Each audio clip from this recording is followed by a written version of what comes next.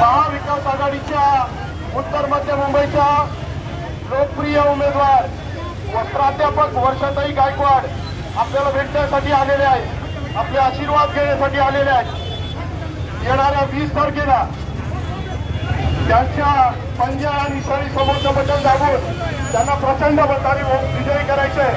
लक्षात ठेवा, हाताचा पंजा, हाताचा पंजा, हाताचा पंजा।